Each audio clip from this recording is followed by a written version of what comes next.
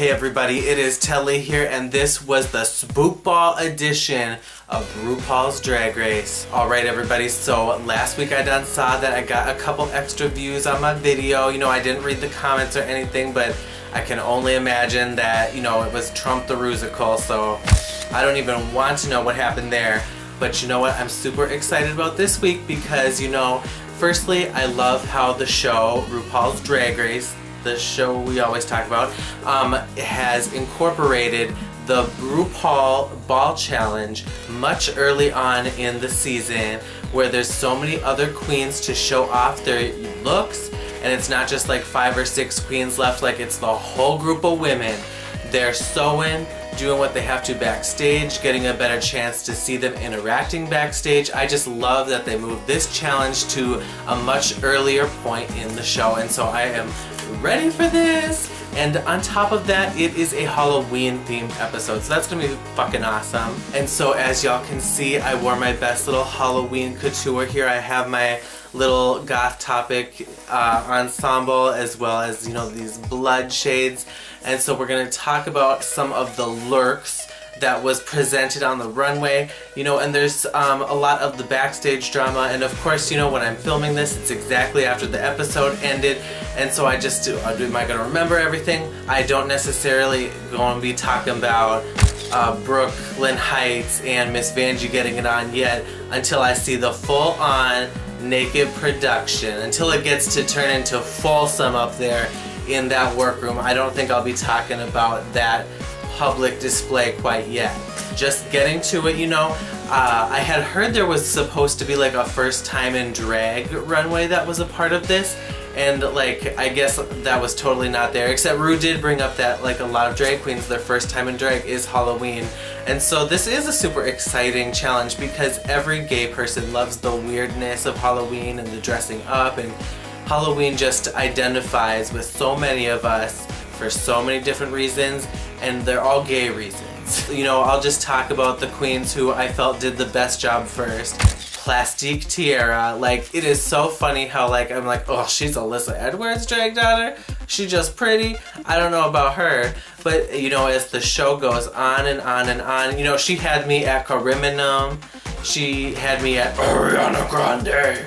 She is just killing it for me in every category, including the looks, and this was no different. And then she went on to say back in the day, before she did her beauty looks, she did her beastie looks apparently, and then she showed like this beautiful makeup skeleton in her final look, and oh my god. And then her first look was a Playboy bunny, and everybody who knows me as a huge reality fan knows I love the girls next door, so that was a huge win. The hair that went with that was perfect. My only question is, if she only knew pop culture 4 years ago, how did she know what a Playboy bunny was?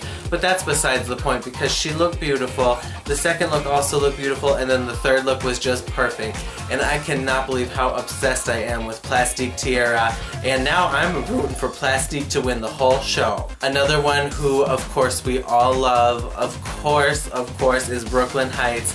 And you know what, I have to say that probably is going to go down in history as one of my favorite runway looks, is that mummy ballerina thing that she was doing, because visually, like just looking at it, I was like, holy fuck. And then it zoomed in up on her toes, seeing she was doing the ballerina thing. No heels required for this. She can save a couple bucks because she can go out on those toes and kill it just like that. And then her other looks were amazing, because I believe that her middle look was based on DC or something like that. And then her final look, that one was a little bit of a throwaway, like the consensus opinion of my gays, at least I believe, but whatever. But so the last look was still beautiful, still stunning, except I love the first two the best, but she killed it with her snake. And then I'm trying to think of who else even did like phenomenally good, but I can't even think about like who else was like at the top. Okay, and so now to talk about the bad drag of this week. Oh my goodness, and there was a whole bunch of it, except you know what, so there really came down to 2 of them that did not do so good. And so the first one who I'll just talk about is Ariel Versace.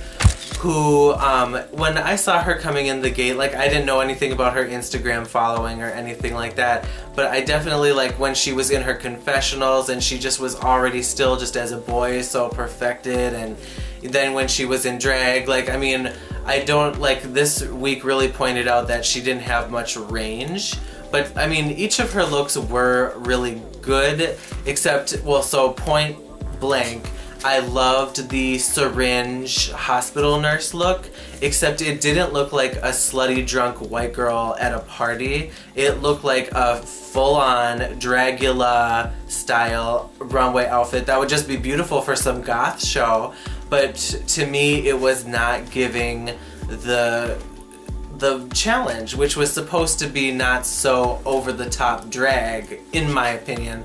It was supposed to be like, what would Paris Hilton wear on a Tuesday, you know, when she just going to the sex club. And so then her other looks, like the middle one I don't even remember that well, but so then also her final look was the mermaid that they were talking about, you know, like the advanced edition of Adore Delano or something like that. And you know, you can't be relying on that, especially up in this club.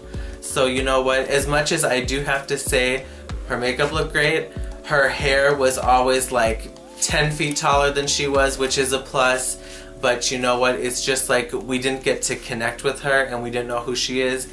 Maybe that was also just a part of the show, because I feel like Naomi Smalls was the DLC queen of last time, where they only showed web exclusives of her mostly, and then this time around we didn't, I mean, I don't remember seeing Ariel Versace much on the show, other than the first or second episode where she said, yep, I said it. I said Silky was annoying to Rue or something.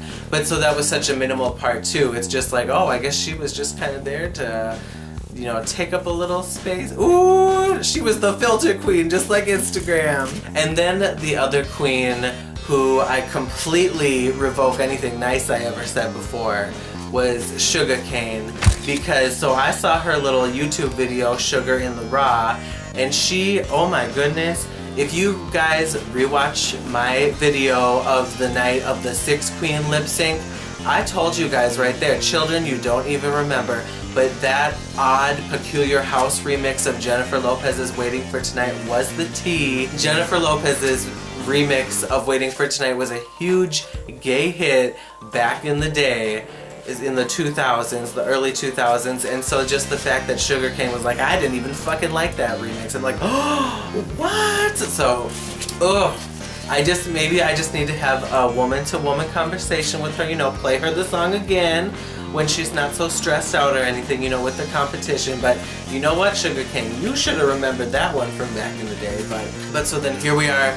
It's the bottom two, Sugar Cane and Ariel Versace, and it's like, who's going home?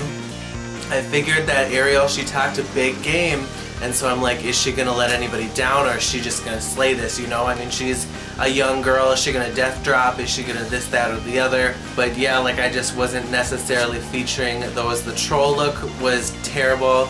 The last look looked like Disasterina from Dragula would have worn it, and I mean, for Disasterina that's a compliment, but for Sugar Cane that's not a compliment. But so it was just all bad, and so she definitely had to be up for elimination. Like, it's just the way it is. And so then they were up for elimination, and then of course Ariel, they didn't clean off the main stage after Soju left because Ariel Versace slipped and fell on the floor. Yeah, she fell all the way down. And it was like at the worst moment, it's like you doing the lip sync, you need to be perfect, and then she just was not perfect, and I don't think she recovered. And you know what, the only move she had was the exact same one Mercedes did a couple weeks ago against Kahana Montrese with the backwards backflip, the Naomi Smalls fallback thing that we saw from All Stars 4. So it's just like, hey, if you can't do a death drop for us, if you can't do a split, if you can't lift someone else up on stage, you know, if Indira comes back, you know, we need to see something else. If you don't have a wig under your other wig, if you don't have glitter under your wig, if you don't have an umbrella with glitter in it, if you don't have an umbrella, if you don't come out dressed like an octopus, then what else are you going to show us? And so basically, Ariel Versace proved to everybody, well, honestly, I thought this should have been a double elimination because I don't think Sugar saved herself, and I think Ariel just flubbed it. But if Ariel hadn't flubbed that slipping moment, then she may have had a chance to still been on the show. Whew. Oh my goodness, that was so much to express. Thank you guys for watching all this nonsense. If you guys agree with me, if you don't agree with me, if you remember that J-Lo remix just as much as I did from back in the day, please let me know. I would love to, you know, connect and be friends with other gays that remember gay things that I do. But so yes, that is my opinion of this week. Thank you everybody for watching the extra spooky ball edition of my RuPaul's Drag Race vlog, and I will see you guys next week for even more exciting homosexuality.